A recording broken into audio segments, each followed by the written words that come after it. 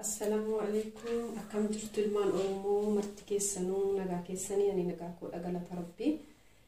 Har'amee minxaafii yookaan immoo hulaa jala afannuu yookaan mana fincaanii keessatti afannuu yookaan immoo siree jalatti illee yeroo siree irra gadi buunu miila jalatti afannuu isa hojjenna. Isa haala kamiin akka hojjennu isin agarsiisa. Amma fakkeenyaaf kana minxaafii mana fincaanii keessa yookaan immoo sijaadaa mana minxaafii keessa afanu kan akka sijaadaa jechuudha. Isa hojjechuudhaaf isaan qixxeessee muradhee jira kana jarqii kana. Jarqiin kun goggogaadha xiqqoo ishee akka jarqii isa kaanii miti. Amma isa hojjechuudhaaf maal faana barbaachisa kan jedhu walumaa galatti asirratti ilaallaa. Kirrii gosa kana fakkaatu xiqqoo ishee furdaadha.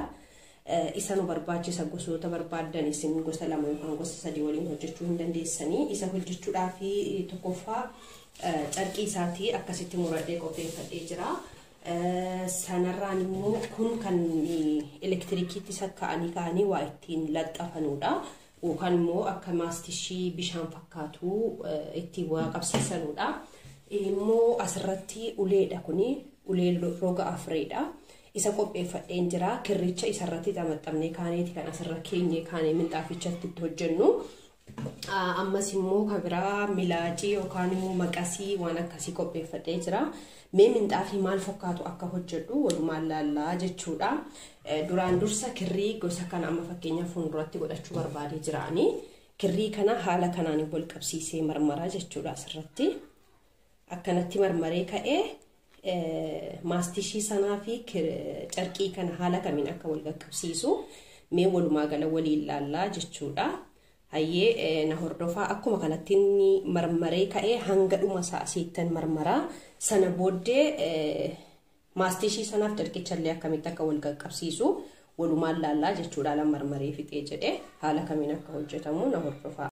Hayyee amma nuuf ho'ee jira wanti itti godhannu kuni. Kanaafuu haala kanaan fakkeenyaaf yoo isinitti mul'ataa jiraate kun ho'ee jira jechuudha. Haala kanaan wal qabsiifannaa erga irra goonee finnee kaanee kana fakkaata maastishichi gaara kaasnee hanga dakaatti maastishii kanarra goona. Carqii irra osoo hin taane kanarra goona.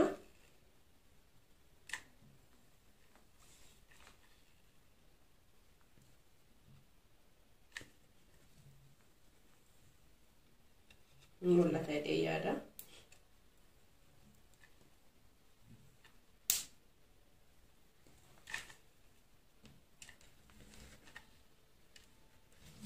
Tole amma asirraan kaayyadha maastishii koo.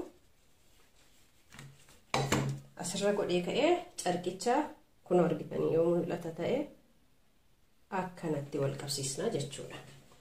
Kana otoo asirraa hin kaasiin isa lammataa kana dabalannaa jechuudha.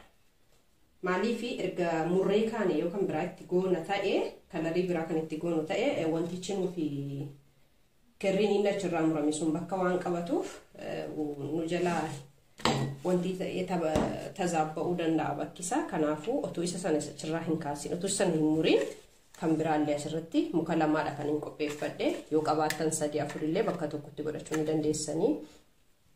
Akkasitti amma mukni koo wanta isaa keessaa waan fixee jiruuf kan biraan itti da'aa jechuudha. Kana fakkeenyaaf baay'ee amma walumaa galatti bakka tokkotti buusaa jechuudha.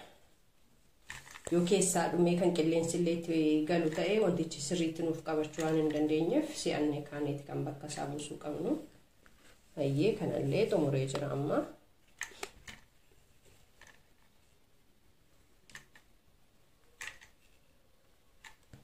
Amma wal geessisee ka'ee hayyee amma xumuree jira kanallee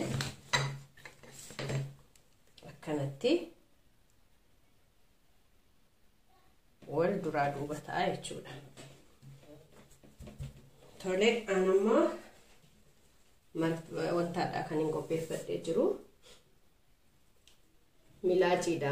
Wanta saalaan qaba garuu sirriitti akka nan barbaadetti yeroo tokko naaf hin muru. Kanaafan milaacii qopheeffadhe. Amma kana kaasuu nan danda'a jechuudha asirraa. Agartanii laxxafamee jira. Otoo irraa harkistanii illee hin citu jechuudha kun sirriitti waan qabatee jiruuf. kanallee yoo muree kalarii gosa biraa waan an kaa'uuf asirra amma rakkina hin qabu jechuudha. Lama lamaan kalarii kan hin godhadhu.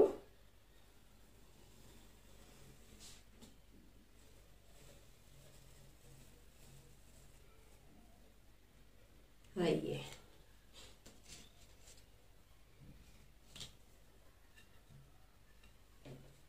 Haaluma wal fakkaatu kanaan kan hojjennu jechuudha. Minxaafii bareedaa isaa mana keessatti agartanii harka keessaniin kan hojjetattanuu jechuudha.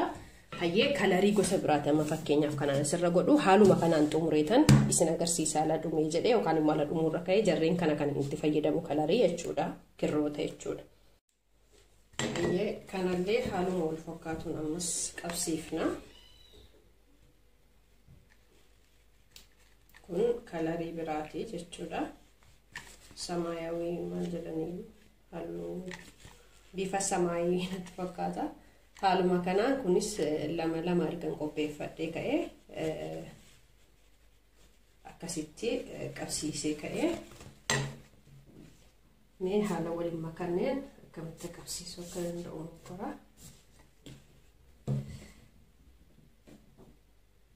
Tole akkasitti oddoo kanan kaasin ammallee isa kana akkasumatti irra godhadha jechuudha. Sana booda kan inni murmuruu jechuudha.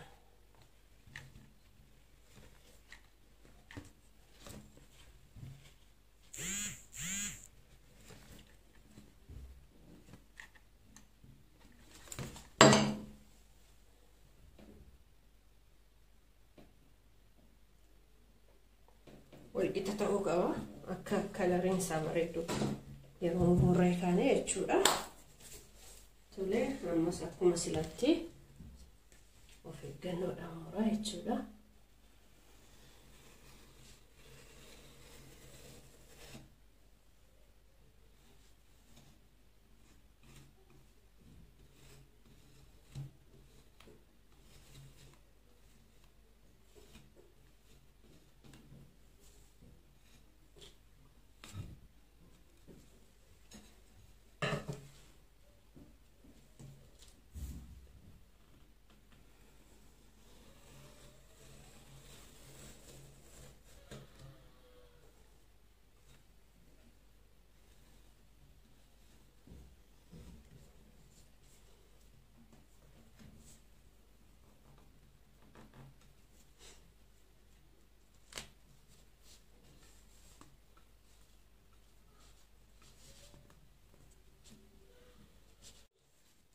Argitanii isa kana otoo hin kaasin isa lammataa irra kaa'u keessa wayyaa yoo akkas hin taane yoo inni kun kan muramu ta'e deebisee gasii isa kanaan duraantini jedha. Amma laa kun waan hin muramneef isa kana eegee jira. Amma immoo kana muraa kana nannisaa jechuudha. Maaliif akka qirtsi isaa sirriitti naaf eeguuf jechuudha.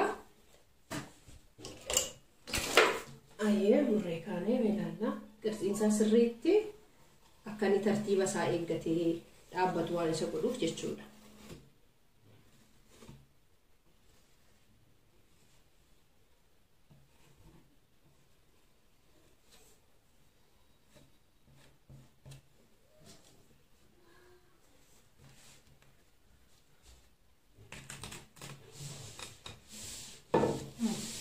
Gartanii ammallee kana nan eegaa jechuudha. Hin kaasu kana kaasuu dhiisee kana irratti maree fidee ergana sarara kaa'ee booda kana muraa jechuudha. Hayyee kanallee haaluma kanaan qopheessaa amma fixuudhaa ka'ee jira xiqqoo naafe. Haala kanaan asii gosa 5 godhee jira. Karaa mirgaatis bitaadhaas karaa lamaanuyyuu kalarii yookaan immoo halluu 5 godhee jira. Mee walakkaasaa keessa immoo maal akka godhuu qabu maaliif kalarichi gosa tokkicha akka ta'e hin mul'anneef mee waan isa damagga godhee ka'ee bareechuu yookaan immoo bifa ho'aa kennuuf ilaaleetan itti makaa jechuudha. Amma walakkaa keessa qofatu naafee xumuree jira jechuudha.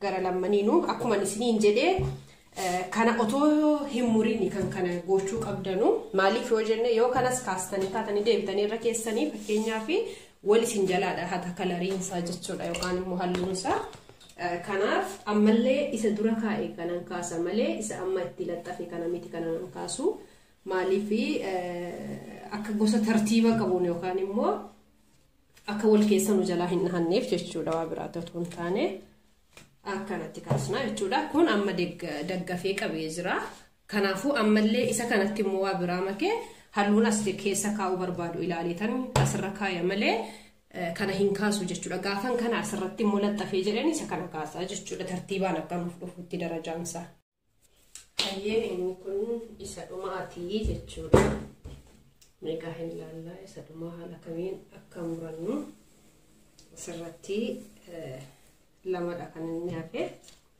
kanaafuu mee murree kaanee walirraa adda baasnee ilaallaa tole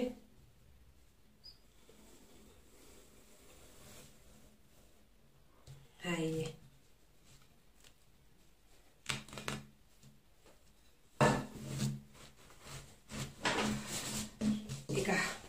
kunola kana fakkaata xaafii baay'ee bareedaa isaati amma waan murree tottolchinu tokko nama qabaata kanaafuu isa mee waliin haa tottolchinu egaa kana fakkaata dheerinaanis kana fakkaata yookaan immoo kaaseen isin agarsiisa kana fakkaata jechuudha walumaa galatti